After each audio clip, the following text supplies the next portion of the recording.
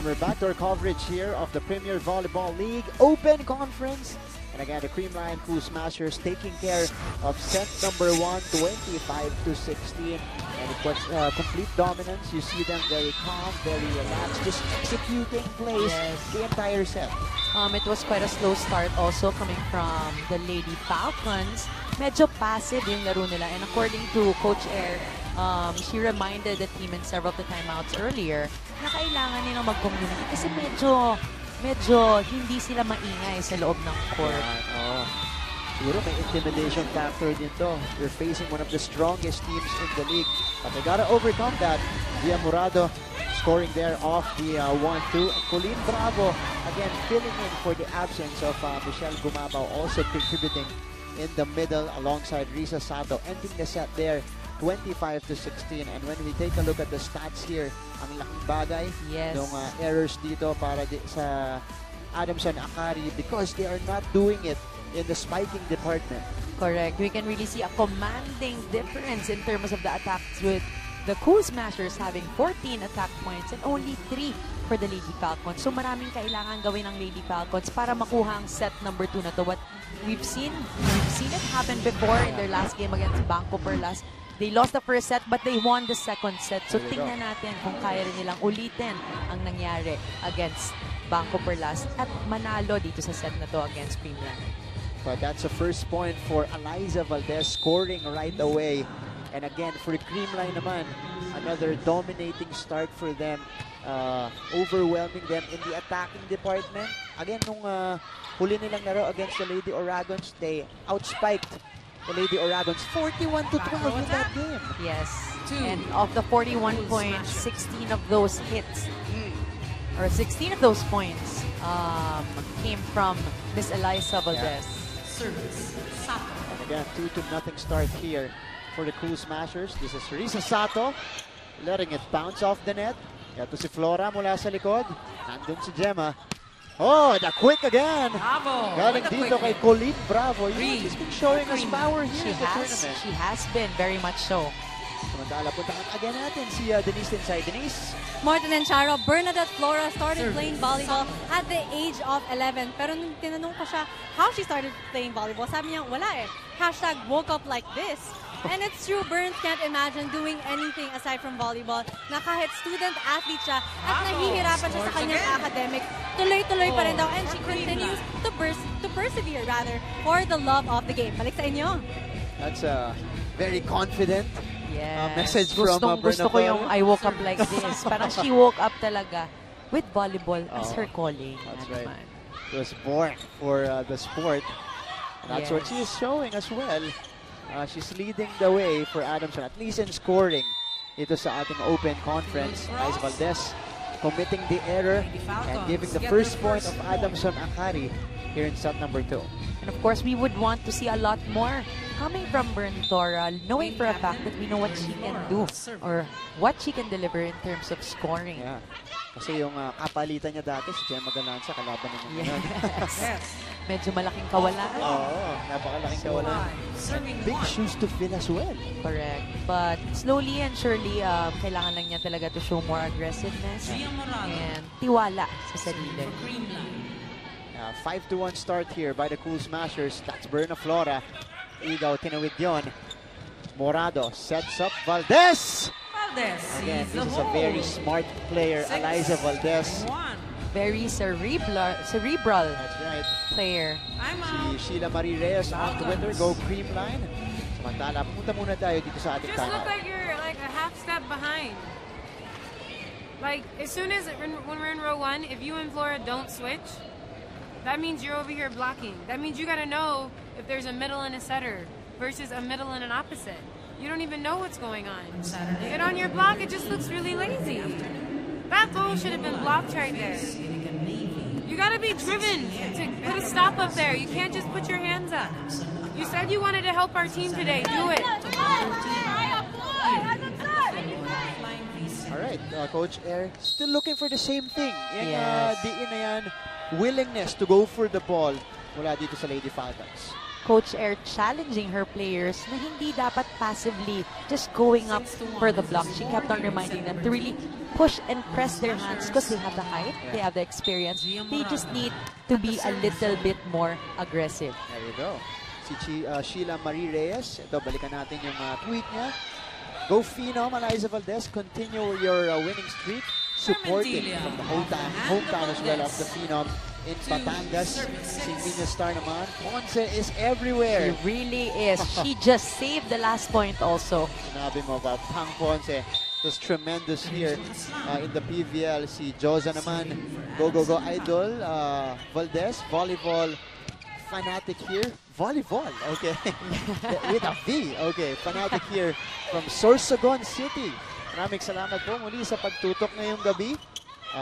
Maraming salamat din. You have a lot of ways to watch us here. Not just on Liga and Liga HD channel 183, but also live streaming sports.abs-cbn.com and youtube.com/ABS-CBN Sports. And Creamline Cool Smashers, they continued their momentum here. Jen Gutierrez getting the point there. Yes, with another down-the-line hit. And nakita nga natin, since set number 1, it's been the down-the-line hits that's been working for Creamline. This is now a 6-point advantage, 8-2 for the Creamline Cool Smashers. Back to our coverage here. And again, giving us the tracks here. We have DJ Jams. Hindi ko pa malaman ko ano yung playlist na ngayon. But DJ Jams playing us playing us the music and entertaining us here inside the Phil Oil Flying V Center, entertaining the fans here as well. Yes. There you go. And yung mga players din na-entertain. Sumasayaw din sila. Yan talagang kailangan nila ng more energy. Ito yung mga fans ng Creamline. Nakilala ko itong mga to when I hosted one of their press conferences when they got the championship in our first conference here, the Reinforced Conference. Mababait ito, talaga todo suporta dito sa Creamline Cool Smashers. Ang maganda naman is todo suporta sila sa Creamline, todo suporta sila sa volleyball, and nagiging parang family na talaga. And that's something that we want to see, no? Especially for the sport, that people really form communities, people really build relationships, and talagang instead of just strangers, they turn into friends and they turn into family. And these are people from different places as well, gathering here, supporting their teams. Yeah, it expands. The family just expands tremendously year after year. Maraming mga storya coming from their club also, the fan clubs of the players, no, na nagtutulungan sila.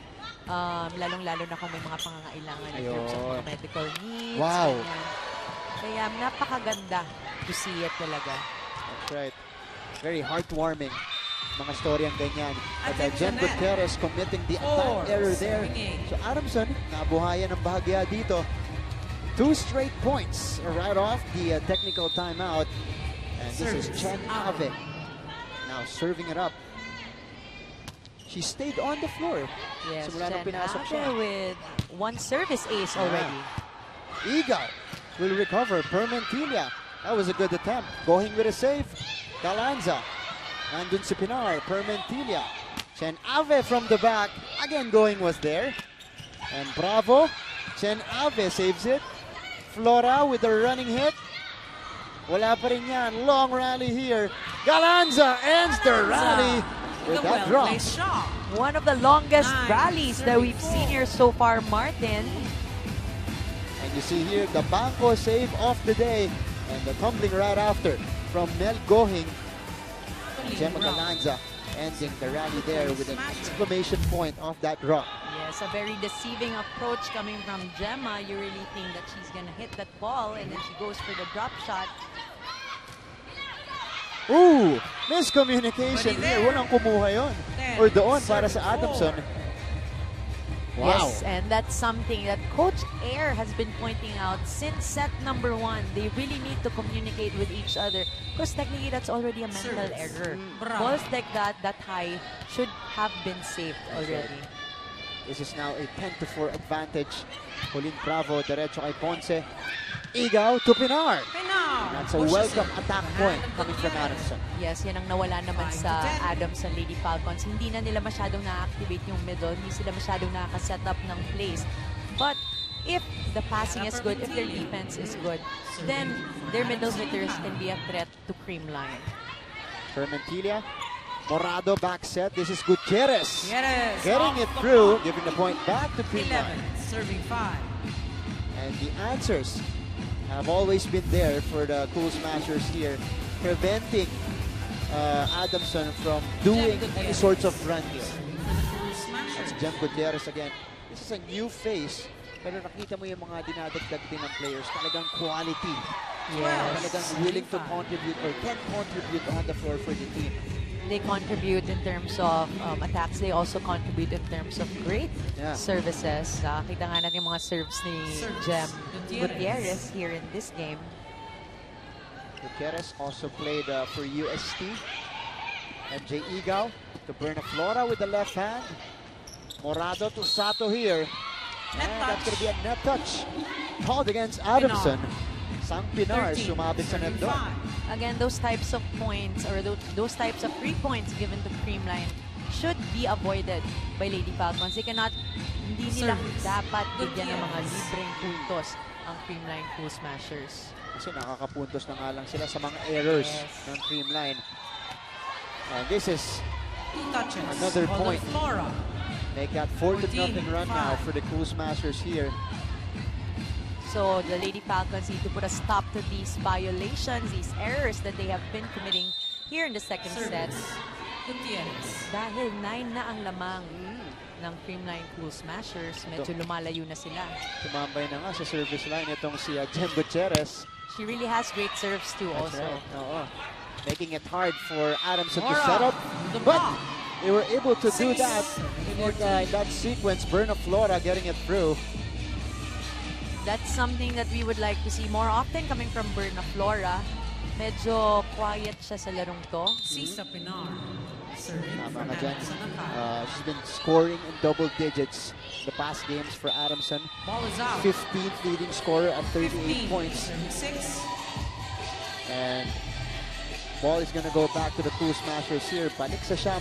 So hindi nakakakuha ng sunod-sunod na puntos itong Adamson. Yes, we can really see also the pattern here. Adamson scores the point, but they give a free point to Creamline Cool Smashers in the next round. So talagang iwas dapat ng error ng Lady Falcons. That's Chen Ave.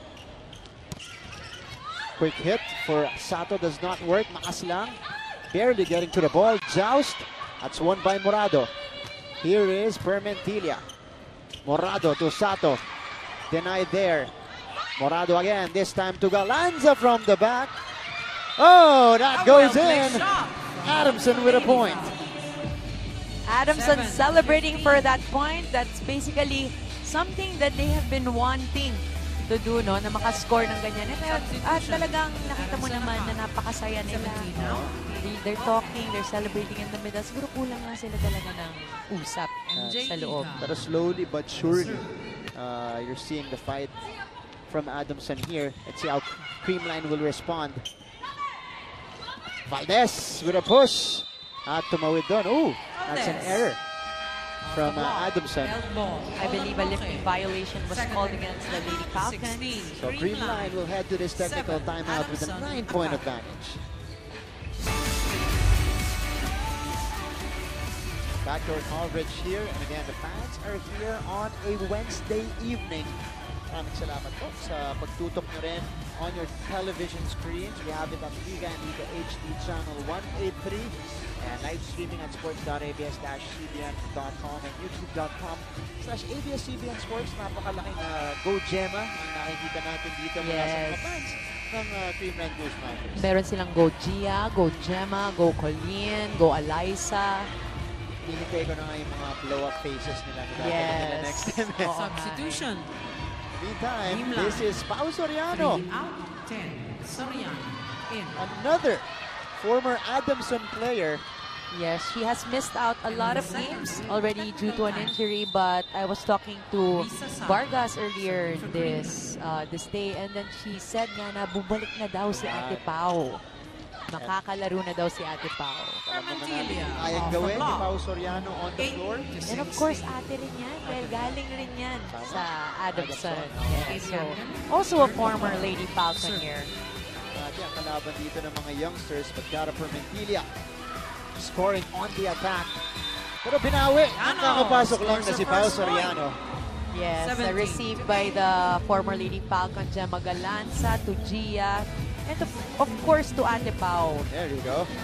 Ang bilis kagad niyang nagparamdam, Martin. At binigyan agad siya ng kumpiyansa ni Gia Morado.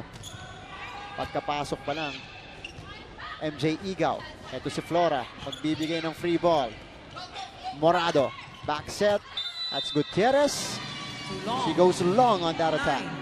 That's a good eye coming from Flora. Nakita niyang palabas ang bola and she was gonna dig that but she let go at the last minute. So Adamson, again, living off the errors of Creamline. Adamson-Akari.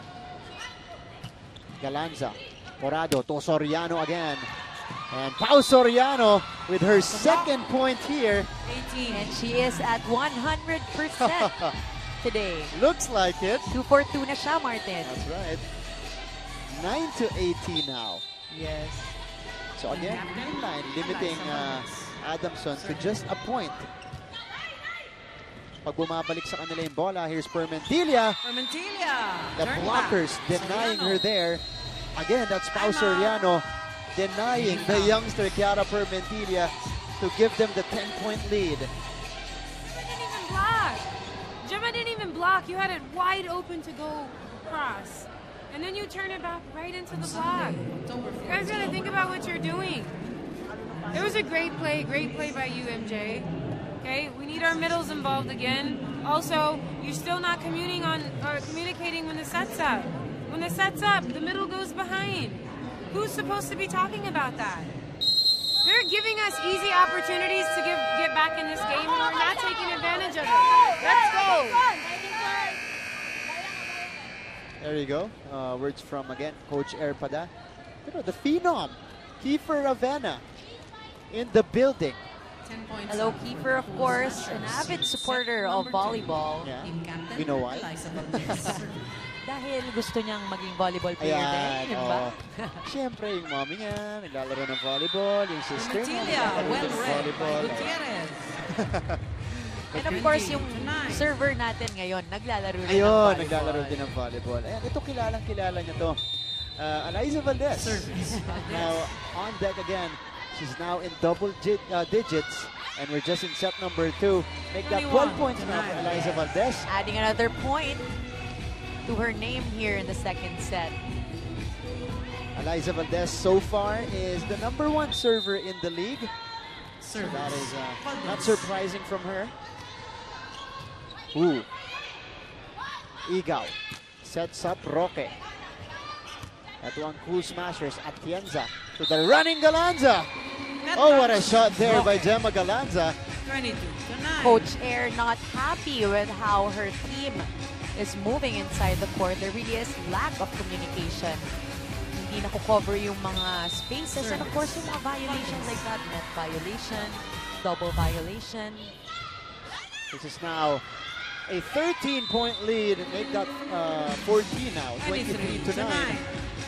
And another service ace, courtesy of Miss Eliza Valdez. And I believe that is her 13th point, Yeah. if I'm not mistaken. 13 points now. 6-0 run for Creamline. Valdez looking to close out here. That is over-received. Another excellent serve. Morado to Galanza. Ponce, what a dive. May aangat nila to. But Soriano will put it down. Soriano with 3 Creamline, now kills at to set her point name, 3 advantage. attacks, and 1 block already. And she is still at 100%. That's right. Martin. Instant production off the bench. Substitution. Para dito sa Creamline Cool Smashers.